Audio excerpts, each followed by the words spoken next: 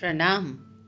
आप सबके सामने एक और कहानी प्रस्तुत है, अनोखा महायज्ञ। और इस कहानी को लिखा है सुदर्शन कुमार भाटिया जी ने। मैंने इस कहानी को सिर्फ मनोरंजन के लिए पढ़ा है, सुनाने की कोशिश की है।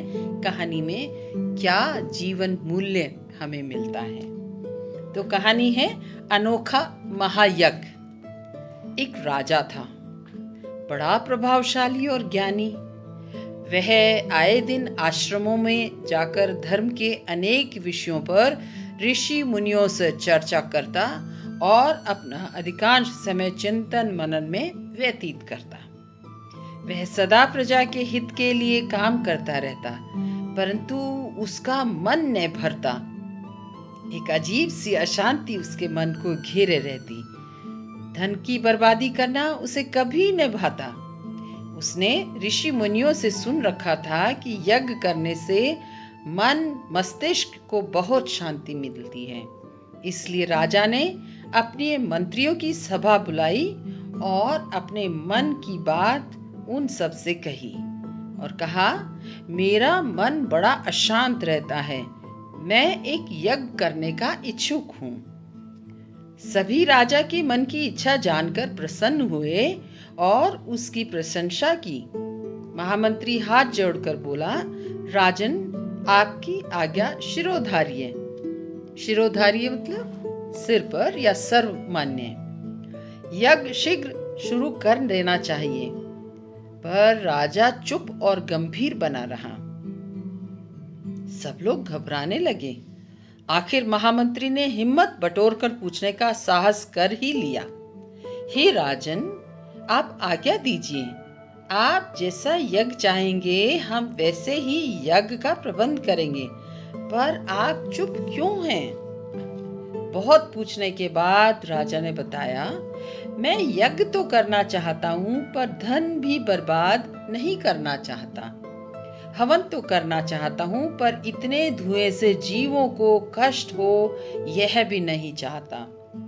मेरा मन मस्तिष्क इसी उधेड़-बुन में उलझा हुआ है। आप सब कोई ऐसी युक्ति बताएं जिससे मैं कोई जीव हत्या भी न करूं और धन की बर्बादी भी न हो।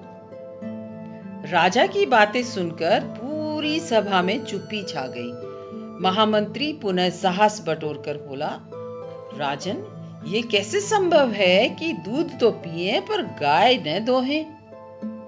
पुण्य कमाना है तो हवन तो करना ही होगा। मैं आपके सुझाव से सहमत नहीं हूँ, राजा ने उत्तर दिया। सबको चुप देखकर राजा उदास हो गया और सभा से उठकर चला गया। राजा ने सोचा, हमारे देश में 4 धामों बद्रीनाथ, द्वारका, पुरी और रामेश्वरम का बड़ा महत्व है। क्यों न बारी बारी इन तीर्थ स्थलों की यात्रा की जाए। परंतु इन तीर्थों पर जाने के लिए तो बहुत दिन लग जाएंगे और फिर राज्य का धन भी खर्च होगा। मेरी इस यात्रा से प्रजा को कोई लाभ भी नहीं होने वाला। धन की बर्बादी का विचार आते ही राजा ने 4 धामों की यात्रा का विचार भी त्याग दिया। राजा फिर सोचने लगा, क्यों न ओमकारेश्वर के नाम का एक भव्य मंदिर बनवा दूं। चिकित्सालय और आश्रम तो राज्य में बनवा ही चुका हूँ। इसी तरह राजा के मस्तिष्क में अनेक विचार आते, परंतु खर्च का विचार आते ही वह इन सब को त्याग देते। ऐसे ही समय बीतता गया। राजा को भी कोई युक्ति पसंद न आई और महामंत्री व अन्य लोग भी कोई निदान न पाकर धीरे धीरे राजा की इच्छा को अब भूलने लगे। एक दिन की बात है, एक पंडित राजा के दरबार में पहुंचा और उसने राजा से मिलने की इच्छा प्रकट की। महामंत्री ने पंडित को आदर पूर्वक राजा से मिलवाया। पंडित ने राजा को सम्मान पूर्वक प्रणाम करके कहा, महाराज, मैंने सुना है कि आप यज्ञ करना चाहते हैं। आपने ठीक ही सुना है। फिर तो आपने मेरी समस्या के बारे में भी सुना होगा। जी राजन, मैं आपकी समस्या से पूरी तरह परिचित हूँ और इसीलिए इतनी दूर से आया हूं। राजा प्रसन्न होकर बोला, यानी आप मुझे राह दिखा सकते हैं? निश्चय ही राजन, पंडित पुनः मुस्कुराया। मैं कल ही आपका यज्ञ संपन्न करवा दूंगा। इस यज्ञ से आपको असीम संतोष और प्रसन्नता की प्राप्ति होगी। इस अनोखे यज्ञ की खबर पूरे राज्य में फैल गई। मंत्री, दरबारियों से लेकर जनता तक सभी उत्सुक थे। राजा को तो रात भर नींद भी नहीं आई। वह सोचता, ऐसा जान पड़ता है कि पंडित जी मूर्ख बना रहे हैं। कहा इतने बड़े बड़े अश्वमेध यज्ञ और महायज्ञ जिनके ऊपर ढेरों धन खर्च होता है, और कहा ये यज्ञ। पता नहीं कैसा होगा ये यज्ञ। अगर पंडित जी ने मुझे धोखा दिया या मेरी इच्छा पूरी न की तो मैं उन्हें निश्चय ही मृत्यु दंड दूंगा। खैर, भगवान का नाम लेकर यज्ञ का दिन भी आ पहुंचा। सवेरा हुआ। राजा अभी तैयार ही हो रहा था कि संदेश मिला, पंडित जी आ चुके हैं। राजा तैयार होकर उत्सुकता से पंडित के पास पहुंचा। लोग भी अपने अपने घरों से निकलकर आ गए। आखिर ये यज्ञ किस तरह संपन्न होगा? सभी एक दूसरे से खुसर फुसर कर रहे थे। यहाँ तो हमें यज्ञ वाली कोई बात भी नहीं दिख रही। बड़े हैरान थे सभी लोग। पंडित ने पूछा, हे राजन, आप तैयार हैं यज्ञ के लिए? जी पंडित जी, मैं इस यज्ञ के लिए पूर्ण रूप से तैयार हूँ, राजा ने उत्तर दिया। आपको यज्ञ की संतुष्टि के लिए श्रम करना पड़ेगा। तैयार हैं आप? मैं श्रम करूंगा, राजा ने उत्साह से बोला। तो आइए मेरे साथ। राजा पैदल ही पंडित के साथ खुले स्थान में आ गया। वहां उसने देखा कोमल किसले से भरे बहुत से छोटे छोटे पौधे एक और रखे हैं। राजा ने अचरज से पूछा, ये सब क्या है पंडित जी? हे राजन, यही तो यज्ञ का आरंभ है।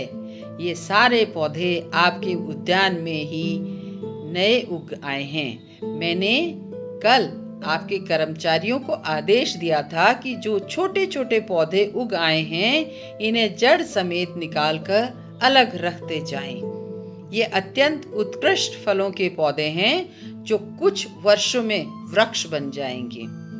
मार्ग पर चलने वाले इनकी छाया का आनंद लेंगे और आपकी प्रजा इन फलों के पक जाने पर इनको खाकर तृप्त होगी। देखिए महाराज, कितना सपाट और सूना लग रहा है। यहाँ कोई दिखाई नहीं देता इस स्थान पर। इधर से आने जाने वाले लोग तो क्या, पक्षी भी सुस्ताने को यहाँ ठहर नहीं सकते। आप इस स्थान पर स्वयं इन पौधों को अपने हाथों से लगाएं। राजा ने पहले पूरी जमीन को साफ किया, फिर पानी देकर उसे सींचा और समतल करके एक एक पौधा निकालकर माली द्वारा बताई गई दूरी और स्थान पर खुरपी से लगाया। श्रम करने से वह भीग गया। पसीने की बूंदें धरती पर गिरने लगी, पर वह प्रसन्न था। पंडित जी बोले, देखिए महाराज, आपके शरीर से पसीना निकलकर धरती पर गिर रहा है। न कोई धुआं हो रहा है और न ही कोई जीव हत्या हो रही है। आहुति तो आप दे रहे हैं, पर अनाज भी नष्ट नहीं हो रहा। असली घी बर्बाद नहीं हो रहा।